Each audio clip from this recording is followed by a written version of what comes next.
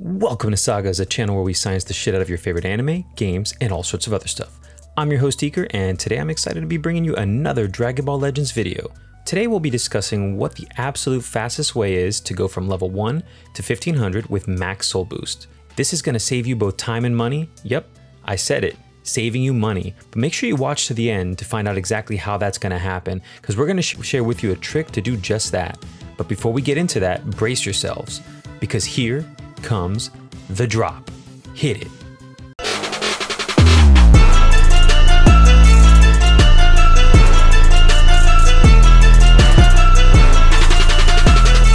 First, let's start off with an isolated analysis. If you're trying to get just Zenny, which is going to be one of the components that you're going to need to go from 0 to 1500 in max soul boost, then you're going to want to follow the following guidelines. First, the most efficient way to get it is the Brilliant City Adventure.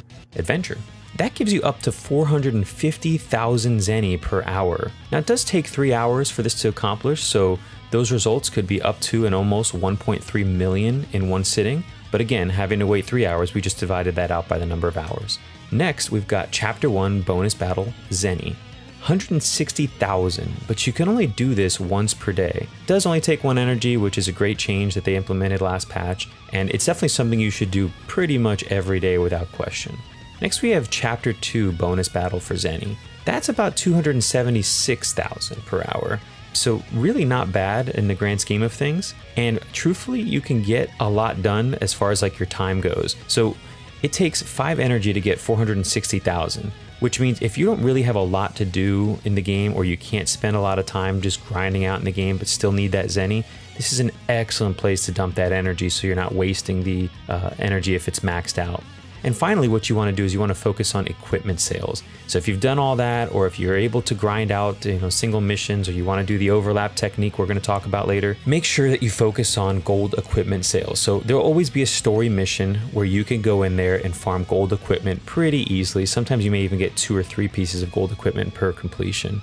Now, every time you sell a piece of gold equipment, you get 30,000 gold. Now, you can also get 10,000 gold for silver equipment and 2,000 for bronze. Plus, you get whatever the mission rewards are. So this can just be an overall really great place to farm Zenny.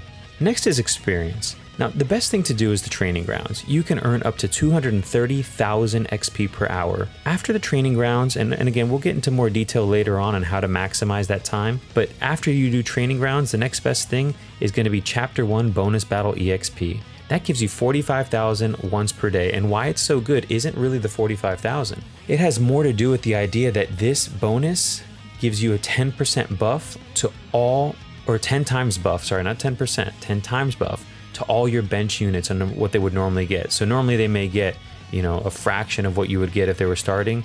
Multiply that amount times 10, and they're going to get that. In this case, it'll be 4,500. Next on the list, we've got Book 1, Chapter 5, Mission 6, Hard. That gives you 17,628 per energy, which averages out to about 52,884 per hour if you count the energy and the amount of time it takes to acquire one. Chapter 2 Bonus Battle EXP isn't really worth doing unless you have to level up all 6 units at once, or you have to dump energy as we discussed before. But still, definitely worth noting that it gives you this large amount of XP even to your bench units. So if you have to level up 6 units at once, definitely a great way to spend your resources. Finally, we've got souls. Adventures are absolutely the best way to do this. You can get hundreds of souls, ranging anywhere between 1 to 4. They have 5 different mission types, each giving you a specific soul color.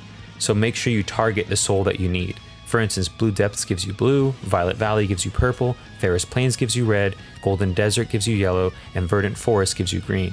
Again, this doesn't give you specifically level 4 or 3 or 2 or 1. It can give you anything within that range. So make sure that you're really focusing on doing not only the right color, but not banking on this as your only source of souls. Next up on the list, we've got the EX Scout Battles. Now, the EX Scout Battles may not be more efficient than other missions as far as like how much energy you have to spend to get X number of souls, but what they do for you is they basically they allow you to spend 2 energy to acquire twice the resources, which means they're more efficient for our time. So doing these things as far as for acquiring souls is actually a pretty smart thing, because you don't have to sit there grinding out a mission non-stop or use skip tickets, because you can acquire, or even if you do use skip tickets, you only spend 1 skip ticket to get twice the rewards. But either way, this is just a great way to maximize your personal time. So moving on.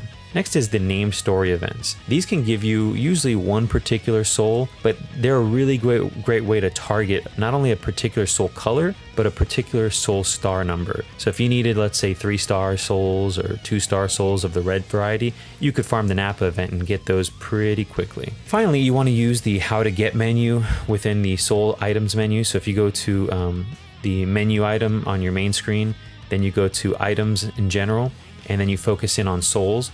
It'll show you which souls you're missing, and then you can actually select that and find out how best to get those. The game will recommend stages and use this general principle that if it's in the first slot of the rewards tab, it's going to be giving you the best chance at that reward. So the game will tell you that. There's really no need for you to go in and check all the different levels, but just know that that's a great resource for you to find out exactly where to get the souls you need. Strategically speaking, and using the above information, we now need to identify the bottleneck and talk about a few things that aren't mutually exclusive, basically things we can do at the same time as another. But first, let's talk about a bottleneck. A bottleneck is, like you might imagine, the point at which things slow down.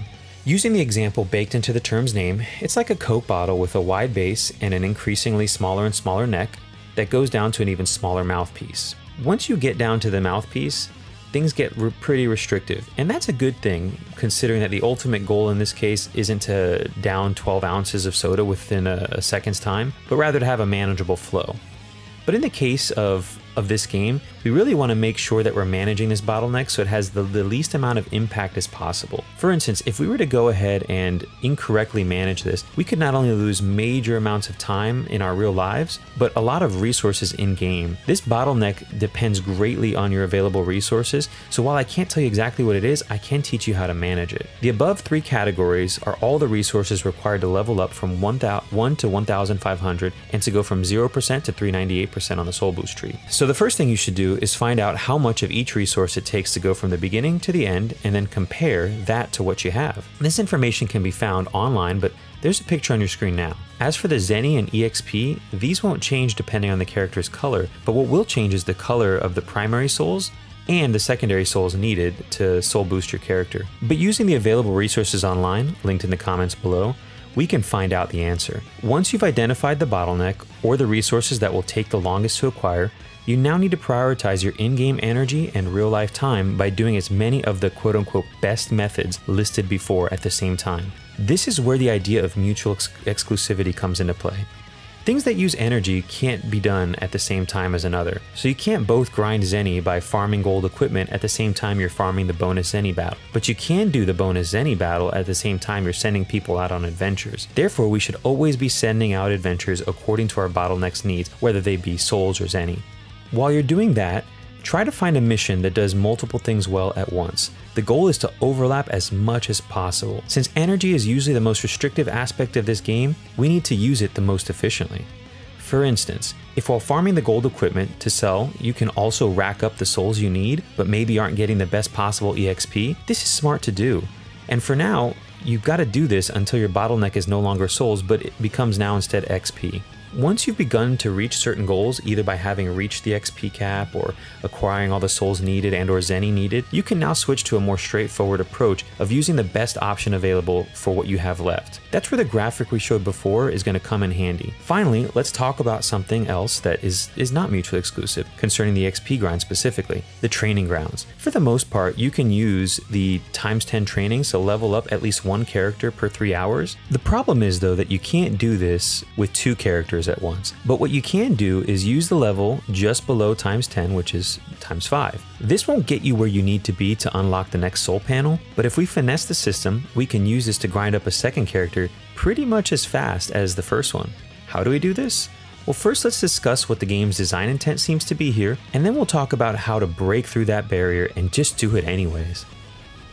Each training item is assigned a level, and according to the game's intent, should only be used to level up a character as long as that character falls within that range. This means you can't use milk crates on a level 1 character, and you can't use training weights on a level 1000 character.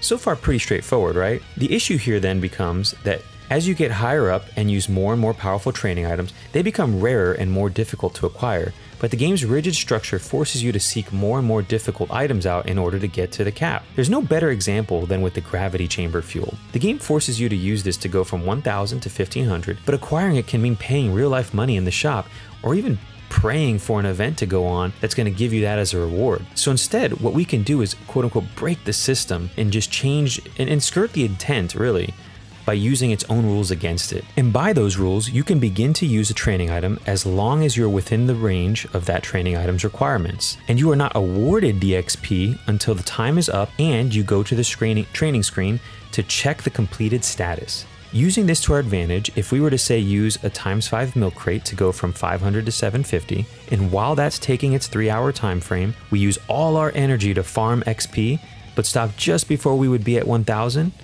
and then begin at that point to use a ×10 milk, we see something interesting become possible.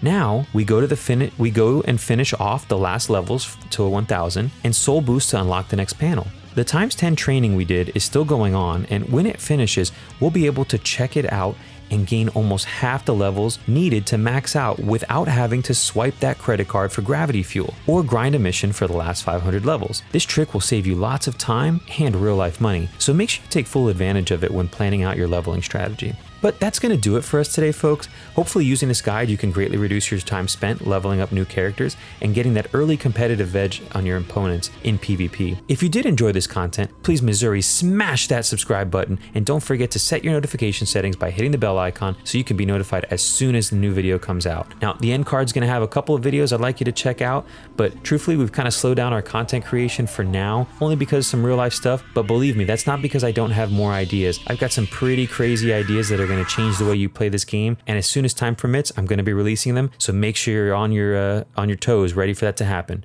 Have a good day, guys. Talk to you soon.